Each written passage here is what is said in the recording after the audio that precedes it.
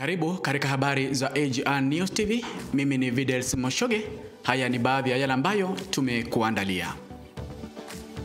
Siku chache baada ya aliyekuwa waziri mwenye mamlaka makuu katika serikali ya mpito Daktari Fred Matiang'i taarifa zake kuenezwa katika mitandao ya kijamii kwamba huenda akawania kiti cha urais mwaka wa 2027, sasa viongozi kutoka eneo la Gusii wanamuomba kujitokeza na kuanza kufanya kampeni za mapema.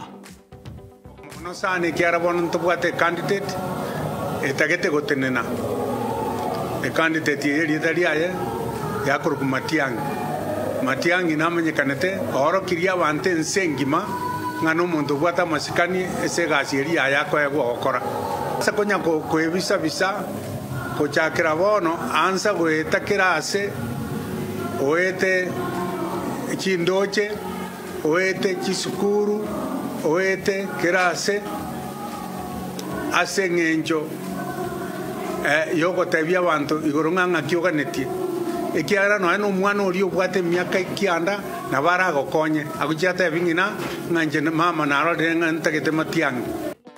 Baada ya aliyekuwa Attorney General ambaye sasa hivi ni waziri wa utumishi wa umma kujitokeza na kuandikisha taarifa na kutoa ripoti kuhusu kutekwa nyara kwa mtoto wake, wandani wa Rais William Samoei Ruto wakiongozwa na mbunge Silvana Sosoro wamejitokeza na kumkashifu na kuomba kwamba ajiuzuru ama wamtoe afisini.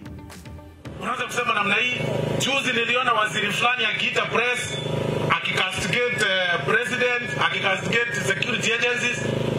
The level of pretense that we have in this government, in this country, iko juu sana.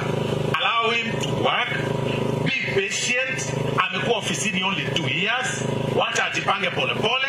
It can't be that the only people complaining are from one region. It can't be. Mpaka ma CSS muongezewa. Leo vetting inafanywa ya CSS kutoka mlima. Na sisi tumenyamaza tu. Unafikiria tuko happy? Sisi tuko na CSS moja tu, CSS moja peke yake. Bunge la kitaifa lirejelea vikao vyao jana na kuwapiga msasa mawaziri watatu wateule ambao waliteuliwa na Rais William Samoei Ruto, akiwemo Kabogo, Lee Kinyanjui na vile Mutahi Kagwe pia aliyehudumu kama waziri wa afya katika serikali ya mpito. There are many activities within the agricultural sector that we have to carry forward, that we have to do. For example, just to take youth as an example. In order for us to attract the youth into agriculture, youth have no land to grow food on. A lot of the young people don't have land. So we have to think broadly about how can we afford them land first. There is a lot of land, ADC and other organizations, private sector land that is lying idle, that is not being used, that we can lease to these people. Now, in order for us to lease land to these people, we have got to make sure that the land, that the use of the land that they are getting is going to be profitable to them. Wanafunzi waliofanya mtihani wa kidato cha 4 mwaka 2024 ambao pia hawakupata nafasi ya kujiunga na vyuo vikuu wameulizwa kujiunga na vyuo vya ufundi kama njia moja ya kujipatia riziki na vile kupata mafunzo ambayo watawasaidia maishani. Huko pia katika shule ya Nyaore, mwalimu mkuu wa shule hiyo amewahimiza wale wote ambao walifanya darasa la 8 na labda hawakupata ama hawakuendelea na masomo kujiunga na chuo hicho kama njia moja ya kujisaidia maishani. Person mwenye huko amepita. Actually the minimum requirement of joining a vocational training center is class 8.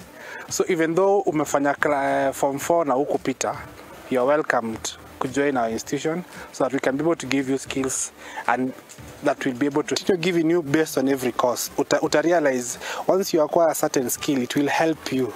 So haufai kusema ati ni wenye walianguka ama hii ni wenye walifanya hii. Skill is important for every single individual.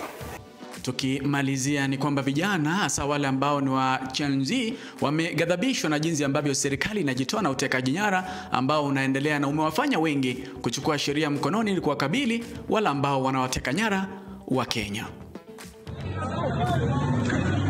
Nakujua anapepwa anaenda, tunakosa hiyo mtu. Kani akikuja na Subaru, kwanza wanaziita Subaru za mambaru, wanakuja wanakuabduct. That is unconstitutional, that is hata kidnapping. Videls Moshoge, AGR News.